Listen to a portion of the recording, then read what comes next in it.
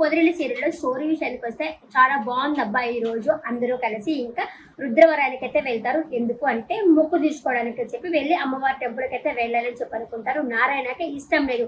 ఎందుకు అంటే అక్కడ ఉన్నది ఎవరో కాదు, నారాయణ వాళ్ళ వైఫ్ కి తమ్ముడు అనమాట. నారాయణ మీద పగ, ఇక్కడ దాకా పగ అయితే పెంచుకున్నాడు. నారాయణ కనిపిస్తే వేసేద్దామని చెప్పేసి అంత పగ అయితే పెంచుకున్నాడు అనమాట. వీళ్ళు గుడికి వస్తున్నారు అని చెప్పింది ఎవరో కాదు, నారాయణ వాళ్ళ అన్నే చెప్పుంటాడనమాట. ఎందుకు అంటే నారాయణ కానీ చంపేస్తే ఆ బృందావనం ఇల్లు ఉంది కదా, అది ఆయనకు వస్తుంది అన్న ఉద్దేశంతో వాళ్ళు వస్తున్నారని చెప్పుంటాడు. సరే, ఇంకా వీళ్ళంతా బయలుదేరుతారు. మనీషాని అయితే ఒంటరిగా వదిలేక మనీషాని కూడా తీసుకొని వాళ్ళతో పాటు తీసుకొని బయలుదేరదామని చెప్పేసి అందరూ కార్లో తీసుకెళ్తారు. ఇంకా చక్రికి కూడా లైసెన్స్ అయితే వచ్చేస్తుంది అనమాట. ఇంకా పోన్లే హ్యాపీ, వాళ్ళకి లైసెన్స్ కూడా వచ్చేసింది కదా అని ఇంకా అందరూ బయలుదేరుతూ ఉంటారు. బుస్సు కూడా కాల్ చేస్తాడనమాట. కేశవ కాల్ చేసి మేమంతా వెళ్తున్నాం అనేసరికి అదేంట్రా నేను లేకుండా వెళ్తున్నావా అంటే, మేము పోయేది పిక్నిక్ కాదు కదా, అమ్మవారి టెంపుల్కే కదా అని చెప్పేసి కేశవ అంటాడనమాట. అనేసరికి అలాంటప్పుడు మనీషాని కూడా తీసుకెళ్తున్నారు కదా అంటే, మనీష అంటే కొంచెం ప్రాబ్లంలో ఉంది, అందుకని మనీషాని అయితే మేము తీసుకెళ్తున్నాము అని చెప్పి తనతో అయితే మాట్లాడుతూ ఉంటాడు. ఇంకా కేశవ మాట్లాడిన తర్వాత సరేలేరా పోలేరా అని చెప్పి అంటుంటుంది. నాకు తెలిసిలేదా అది మా అత్తగారు ఇల్లే అని చెప్పి అంటుంది. ఇవంతా నీకు ఎట్ట తెలుసు అంటే, నాకు అన్నీ తెలుసులే అని చెప్పేసి అంటుంది. ఇలా మాట్లాడుతున్నసరికి ఇంకా బుస్సు వాళ్ళ అన్న వచ్చి ఎవరితో మాట్లాడుతున్నావు అని చెప్పి అడిగితే, నేను మా ఆయనతో మాట్లాడుతున్నాను నీకు ఎందుకు అన్నట్టు మాట్లాడుతుంది.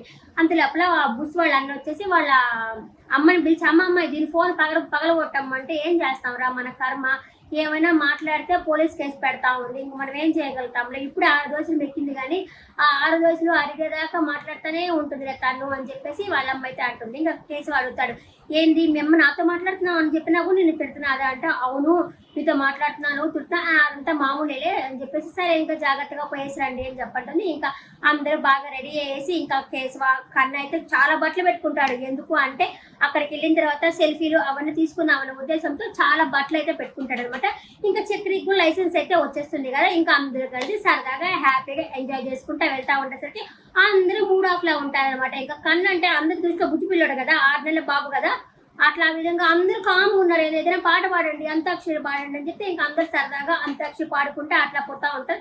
ఊరి మొదలుకు పోయేసరికి గుంపుగా రౌడీలు వచ్చేస్తారు. ఒక 3 వస్తారులే, 3 వచ్చేసి నారాయణ మీద పీక మీద కత్తి పెట్టబోతారు. అంతే వచ్చి చెక్కిట్టు పట్టుకుంటారు కత్తిని. మళ్ళీ మహాలక్ష్మి పెద్ద అని పిలుస్తుంది. పెద్ద వచ్చి ఇంకొక అతను పెట్టుకుంటారు, ఇంకొక అతను ఇద్దరు పట్టుకుంటారు.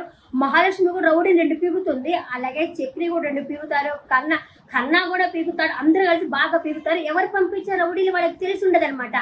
తెలియకుండా వాళ్ళు పీకేసరికి ఎవరు పంపించారేమో అని అనుకునేసరికి చక్రి అంటాడు ఎవరో కాదు మహాలక్ష్మి అన్నే పంపించుంటాడు అనేసరికి మహాలక్ష్మి ఉండి అవునా ఉండు మా అన్నకి ఇప్పుడే కాల్ చేస్తాను అడుపునే చెప్తాను అని చెప్పేసి అనేసరికి ఇంకా పెద్ద ఆయన ఉండేసి వద్దులే వాళ్ళు ఎవరో దారదోపిడి వాళ్ళ ఉంటారులే, నువ్వు ఏ బల్లి దారదోపిడి వాళ్ళ ఉంటారులే నువ్వేం చేయొద్దులే అని చెప్పేసి అనేసరికి నీకంటే తెలుసు అని చెప్పి అడుగుతాడు చక్రి. లేదు తెలుస్తున్నట్టు కదరా, వాళ్ళు చూస్తే అలా అనిపిస్తున్నారులే అని చెప్పేసి అనుకుంటారు. తనకు ఆల్రెడీ తెలిసి ఉంటుంది ఎవరు పంపించారన్న విషయము, అందుకే వద్దు అని చెప్పేది. ఆయన ఎవరో కాదు, నారాయణకి వైఫ్కి తమ్ముడు అనమాట. అంటే నారాయణ మీద పగ పెంచుకున్నాడు. ఎప్పుడెప్పుడు నారాయణ ఊరికి వస్తాడా, ఎప్పుడు వేసేద్దామని చెప్పేసి పగ పెంచుకోవడం వల్ల ఆయనకి తెలుసు. అందుకే వద్దు అని చెప్పి అంటా ఉన్నాడు. వీళ్ళే ఇంకా మొక్కు తీర్చుకోవాలి కదా అని చెప్పేసి వీళ్ళైతే వెళ్తున్నారు అనమాట.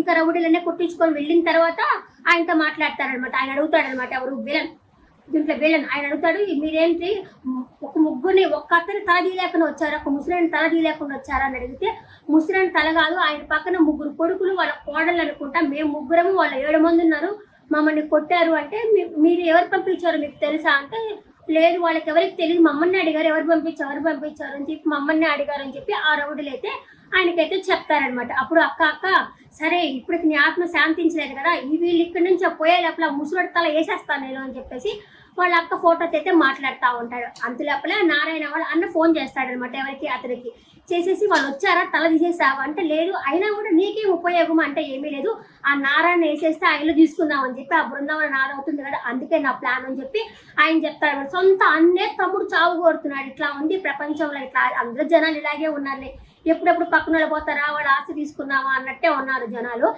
అనుకుంటాడనమాట. ఆయన వచ్చేసారు, ఓహో అదా అని చెప్పి అనుకుంటారు. సరే ఇంకా వెళ్ళిన తర్వాత వాళ్ళ నాన్న అడుగుతారు, నాన్న అడ్రస్ ఎట్టుకోవాలి నాన్న ఆ టెంపుల్కి అంటే, నాకేం తెలుసురా నన్ను ప్రకృతి పిలుస్తారని చెప్పేసి ఆయన అయితే పెద్దనైతే పోతాడు. ఇంకా చక్రి అంటాడనమాట, ఉండండి, ఇక్కడ నా ఫ్రెండ్ ఒక అతను ఉన్నాడు, అతనికి కాల్ చేస్తాను వస్తాడు అని చెప్పి ఇంకా చక్రి వాళ్ళ ఫ్రెండ్కి కాల్ చేసి అతను వచ్చేసి ఇక్కడ ఒక కాకతీయుల నాటి సత్రం ఉంది, అది ఫ్రీగా ఉంటుంది, ఉండొచ్చు, మీరు అక్కడ ఉండి మొక్కు తీర్చుకొని ఆ తర్వాత వెళ్ళొచ్చు అని చెప్పి చక్రి వచ్చి తీసుకొని వస్తారన్నమాట.